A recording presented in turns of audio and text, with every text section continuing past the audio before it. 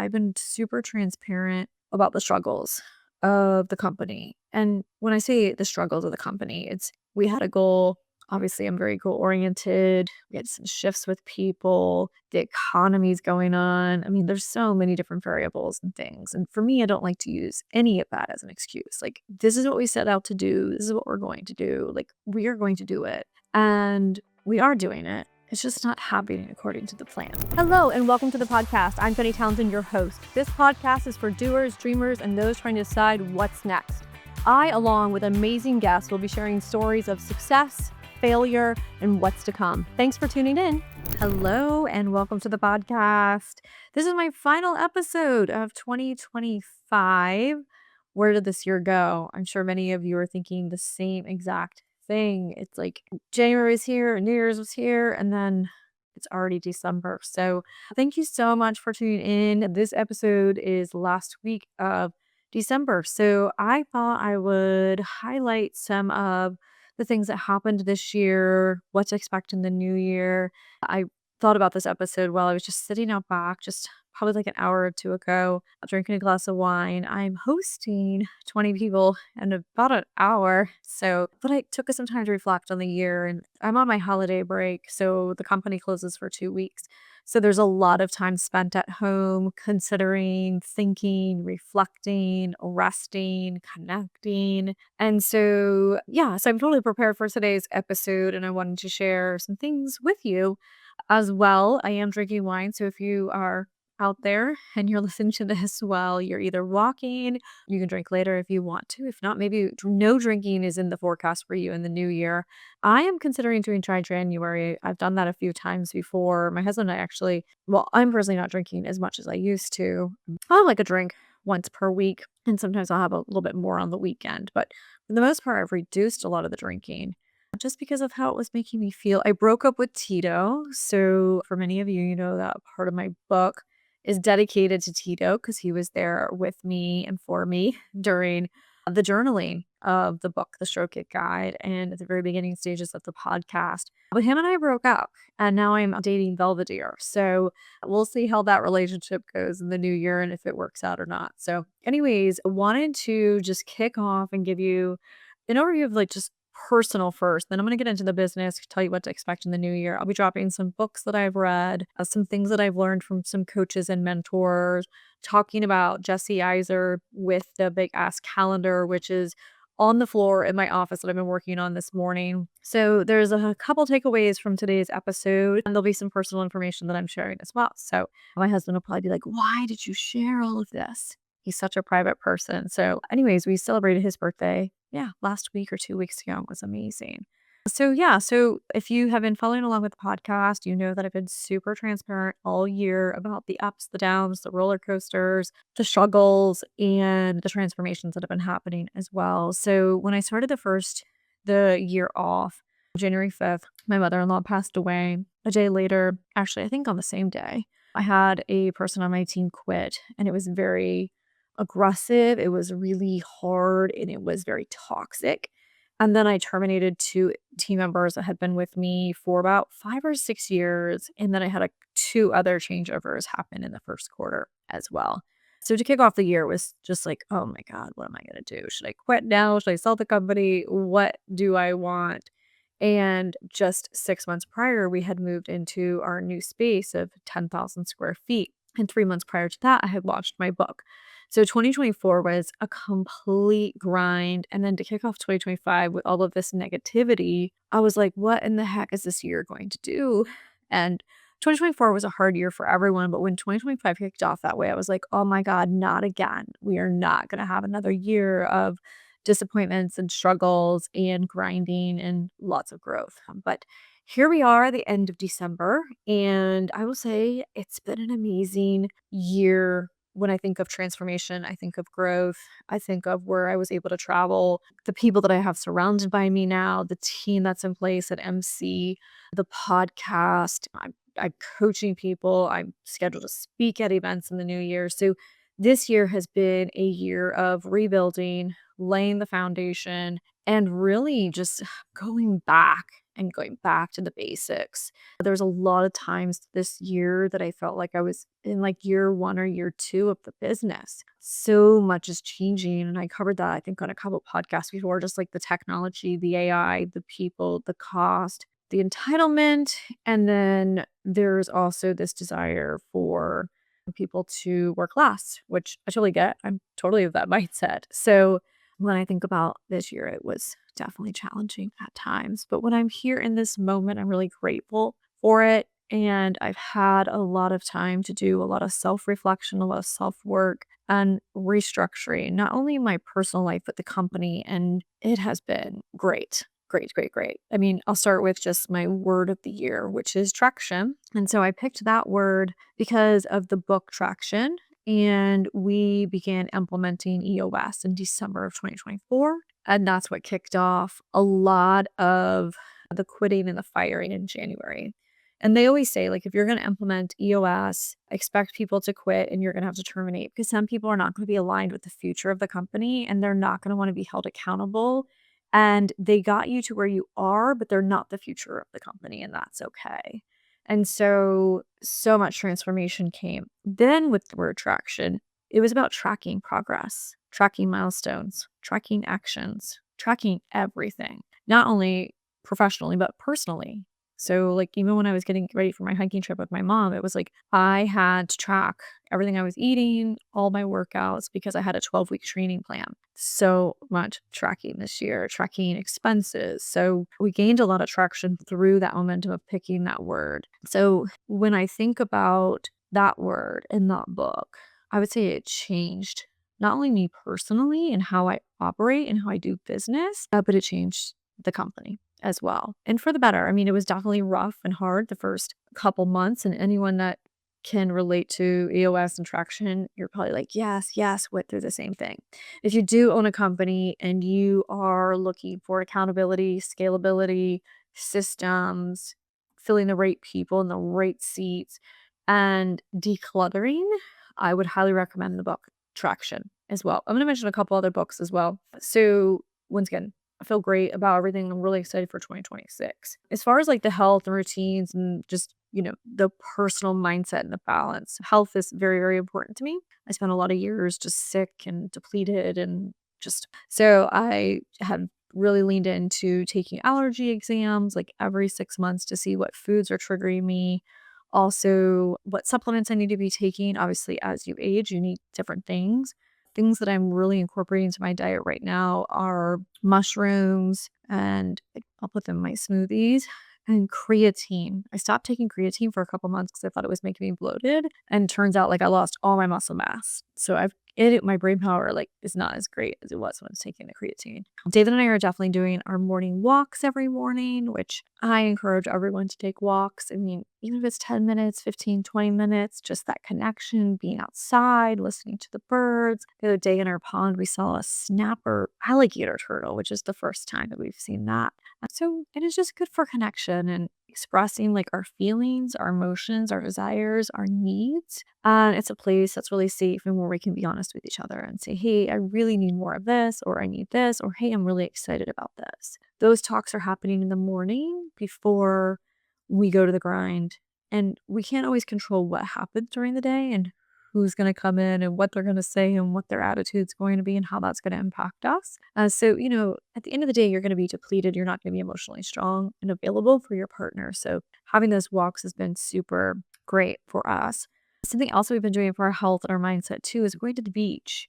We live in Sarasota, Florida, which is an amazing place.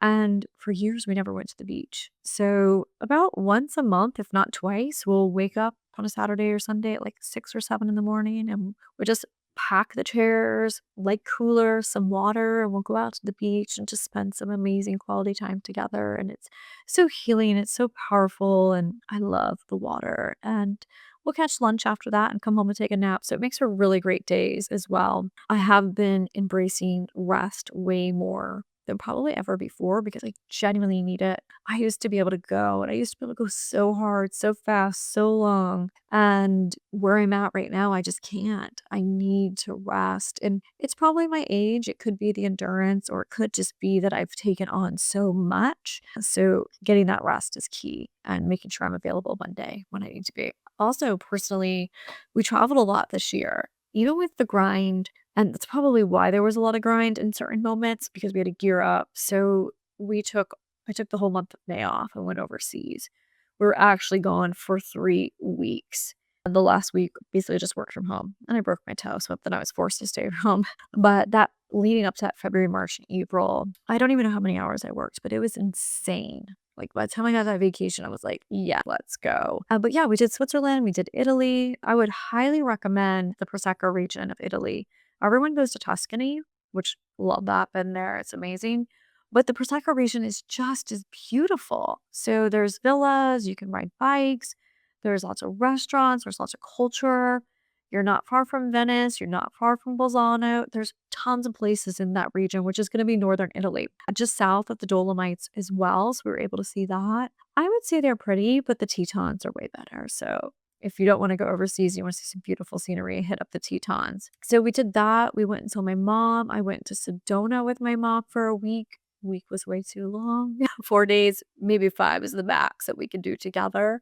I'm sure if you're a mother or a daughter, you can relate to that. Yeah, we did Sedona. We did a hiking trip with other ladies and spent time in tents eating on a campsite. And then we checked into like a really nice resort, which was great. I did Yellowstone Tetons September of 2024, which I'm so grateful we did that. We did it with David's parents, and it was just basically our last trip with Linda. So I'm so grateful we did that. At Salonika, we went up there in November, and if you're not familiar with Salonika, it's just north of Atlanta, about 2 hours. And it's a beautiful town. It's like the Hallmark Channel for all they do, their videos or movies. But there's wineries, there's breweries, there's hiking, the scenery.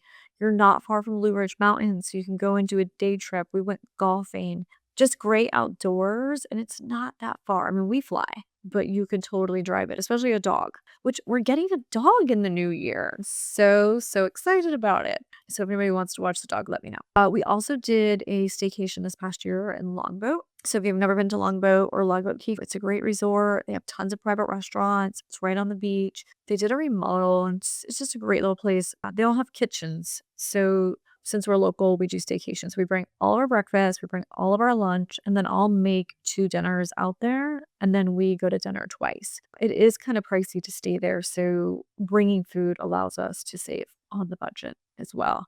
We don't do any spa resorts stuff kind of out there. We don't do any golf or tennis out there as well. Like literally, it's just we're just laid on the beach. And so I would highly recommend that.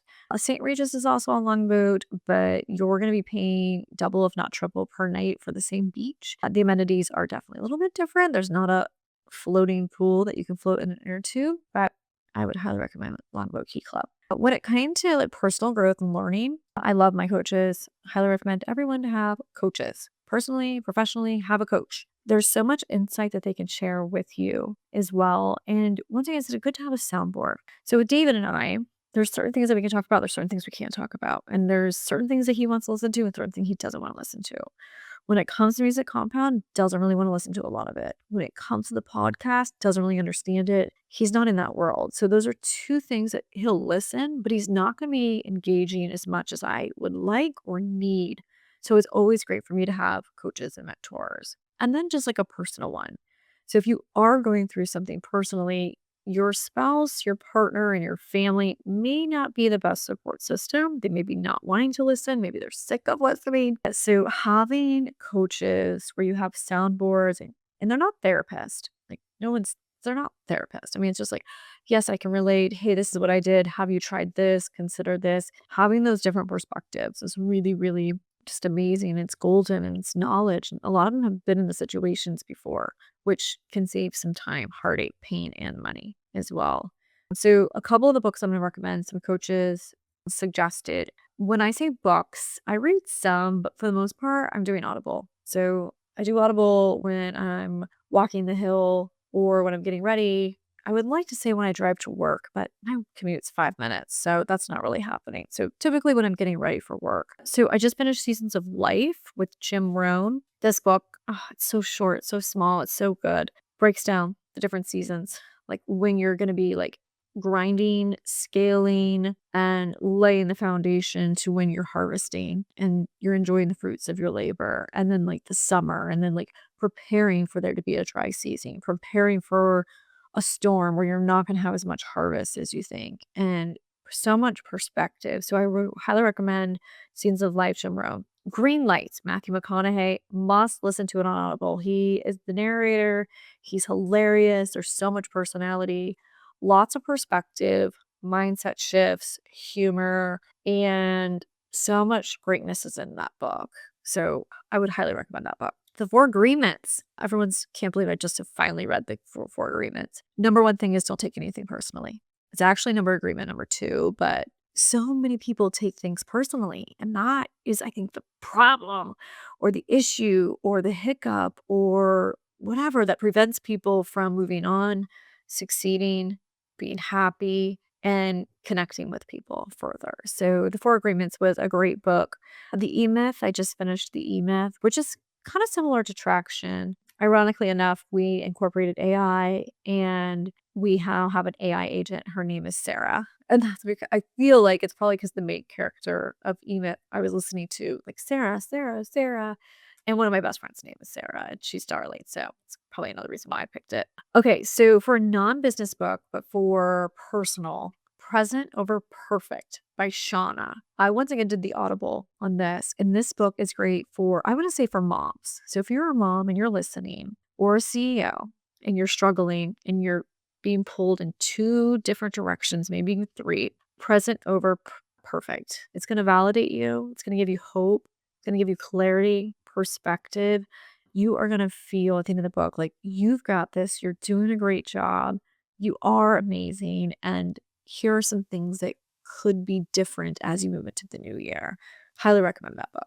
I'm currently listening to Scaling, which is shifting my approach to Q1 for 2026. So I'm going to talk a little bit about the numbers shortly, which this podcast is supposed to be a quickie, and I've got people coming over very shortly. So kind of why I'm talking a little bit high faster, but our critical number for the company was 500. We did not hit that. We're at like 420, maybe 425. And gave my team, I'm like, okay, well, let's give ourselves to March 31st of 2026 to make up that difference, because based on enrollment, and January is typically our best month for enrollment, but it's typically prorated, so the funds don't actually happen until February. And I listened to this book, and they're like, the more time you give yourself, the more distractions, the more excuses, and the less likely you are to going to hit that number. And I was like, oh, they're so right. So just within like a couple days, I just reframed what we're doing, reached out, and literally it was like fire was lit underneath me. And I was like, we are going to hit that 500 by the end of January. Like, we are going to do it.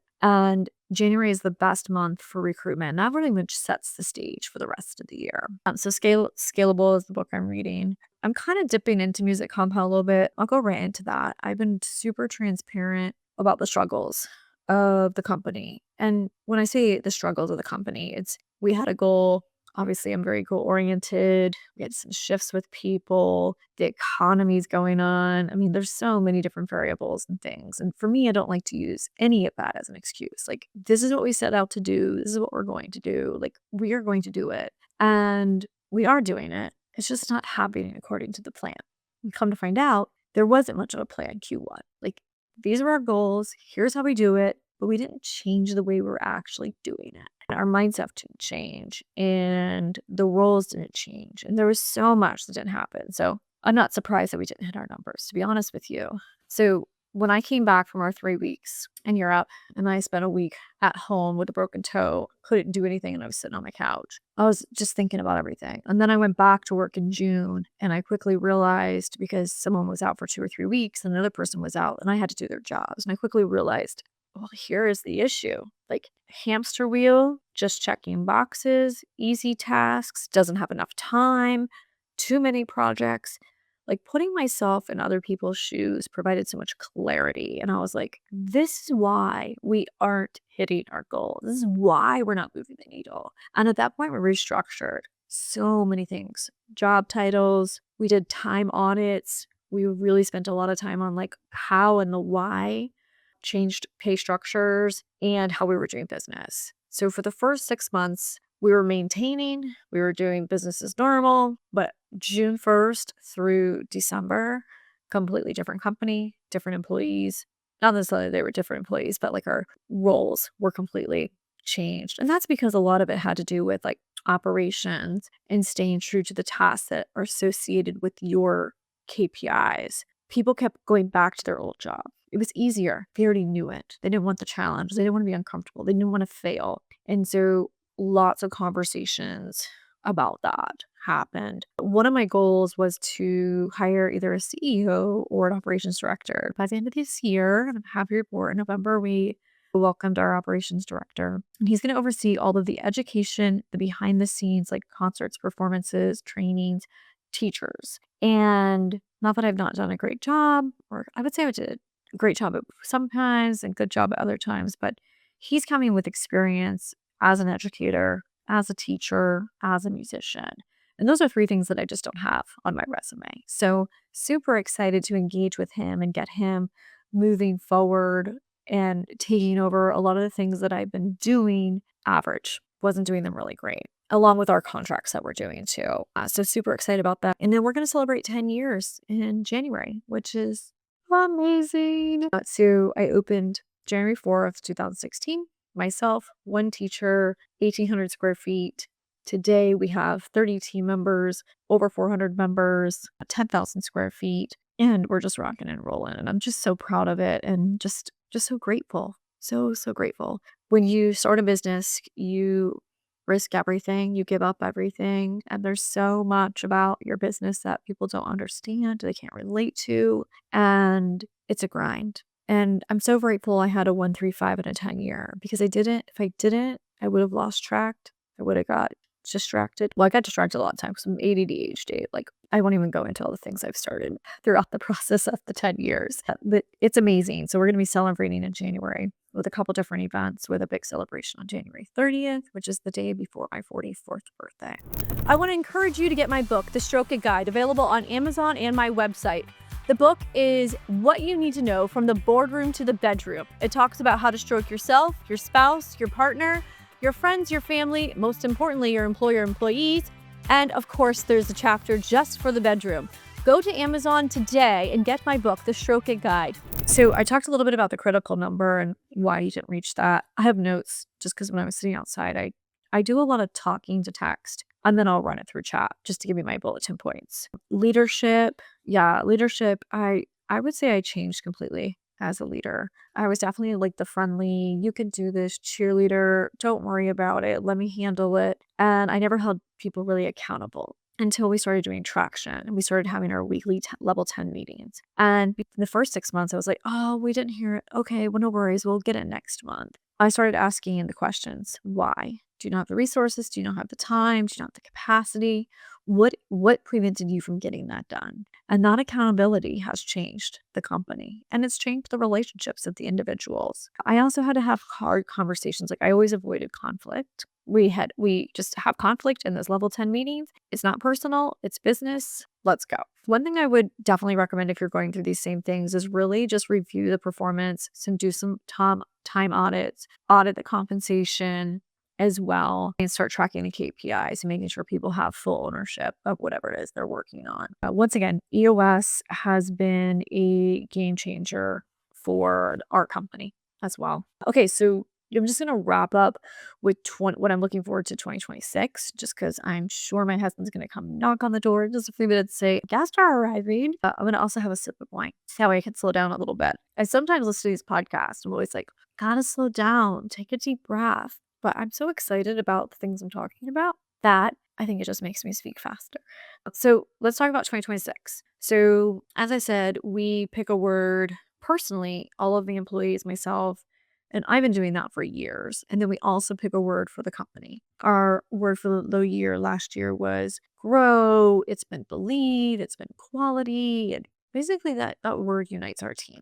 We do a focus wheel with it as well. So our 2026 word is going to be resonate. And what it has to do with is, does it resonate with our mission? Does it resonate with our student? Does it resonate with our staff? Does it resonate with our goals? For our teachers, when they're talking about that, it could be a vocal training. It could be a song that a student picked. Like, why are they picking that song? Like, what do those lyrics mean?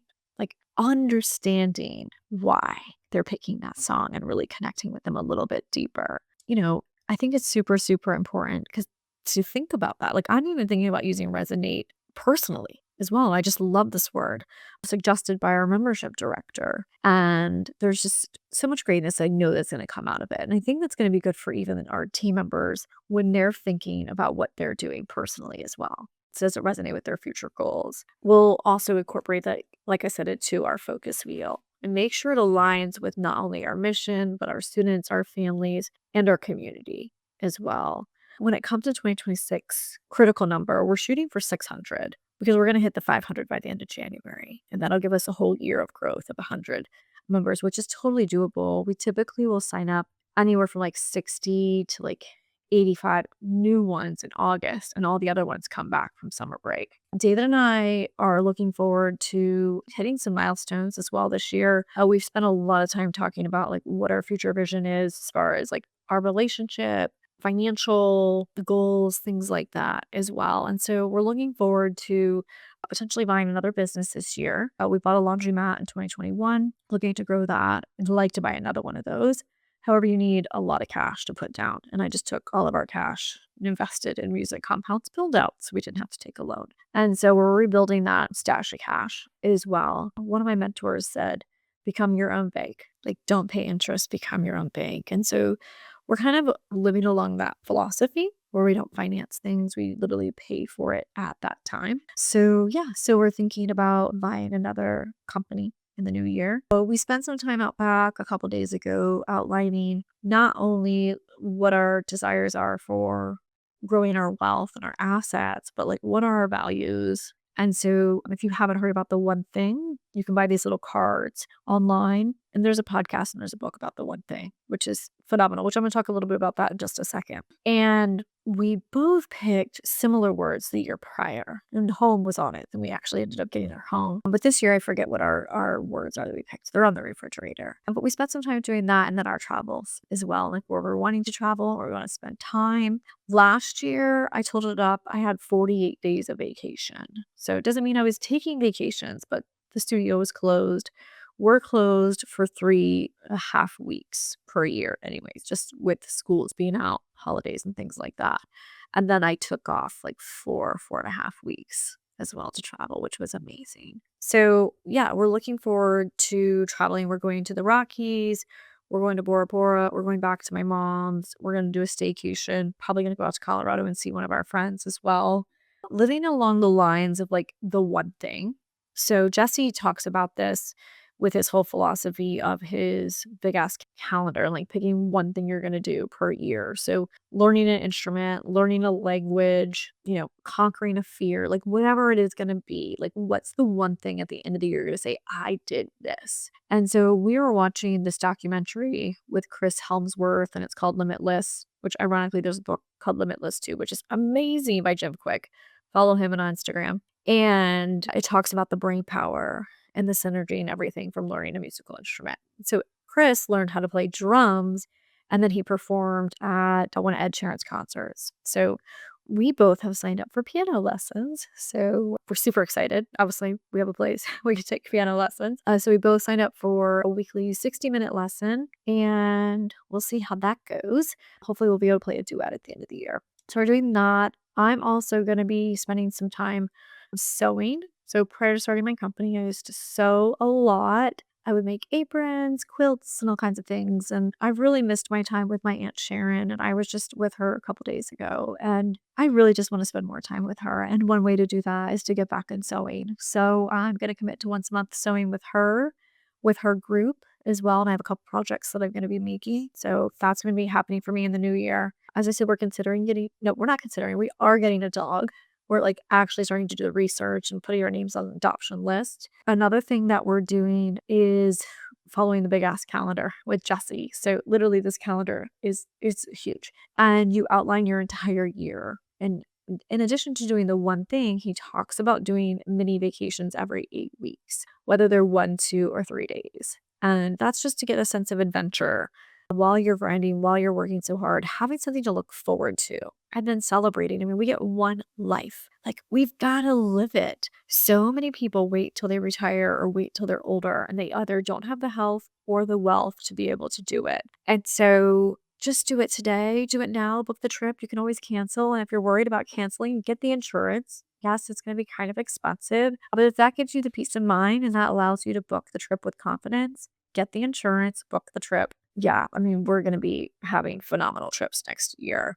We went to Switzerland this past year and it was rainy, it was foggy, it was cold, and David was sick the whole time. So we went to Switzerland and saw nothing basically. We did eat a lot of great fondue, but I do believe the Canadian Rockies, we're going to Lake Louise, is going to have a lot of similar views. So if you don't want to go overseas, you want a similar landscape to Switzerland, check out Canadian Rockies. Yeah, we're looking forward to growing the laundromat revenue as well. And in addition to sewing, I'm looking forward to playing more tennis, getting back on the courts. I think having a hobby is key. My father-in-law, lost my mother-in-law earlier this year, and he has some friends, but all they do is go out to lunch. He has like no hobby, no community, no way of just showing up without a pre-plan and connecting with people and having a smile on his face and being active and being mobile and having a body that works. So if you don't have a hobby yet, please get one. It's so, so important. And yeah, just so much, like so much. Like I said, 24, 25 were grind years. I mean, just grind, grind, grind. But 2026 is going to be really, really great. It's the year of the horse. Very bold, very intentional. It's also got fire in it. It's like the fire horse. So just so much greatness is about to happen in 2026. I'm so, so excited. Something else that happened this year that's worth celebrating is that we exceeded 7,500 downloads on the podcast, which was one of my goals and my milestones. And so thank you to all the listeners. I really appreciate you being present and listening and forwarding the podcast to all your friends and family, possibly your colleagues as well. We're going to have more guests in the future. We were dropping a podcast every week. We're going to do it every other week in the future. That way we can extract more content from the current ones. There's so much value in those podcasts. And I spend a lot of money in producing these, but there's not so much greatness as just being stuck on the podcast. Like, so if you don't download it or someone hasn't downloaded it, they're going to miss out on it. So just a way of like getting more engagement as well and deeper impact and more visibility. I'm also speaking in the new year. So yeah, I've been hired to speak. I'm also coaching some individuals as well, personal and professionally. I love it.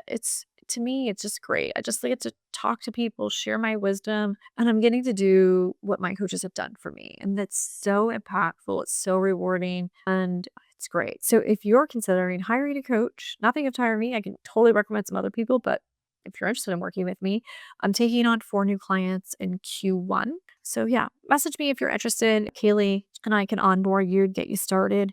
So if you're thinking about launching a business, maybe you're navigating your marriage and you're trying to figure out if you should end or mend it. If you're looking for just some personal support as well, and just having that soundboard and having that ear and someone just in your corner that isn't your friend, your family member as well, and not a therapist, because I'm definitely not a therapist. So if you're interested in that, let me know. And if you have a business or you're thinking about having a speaker for an event, I would love to be invited.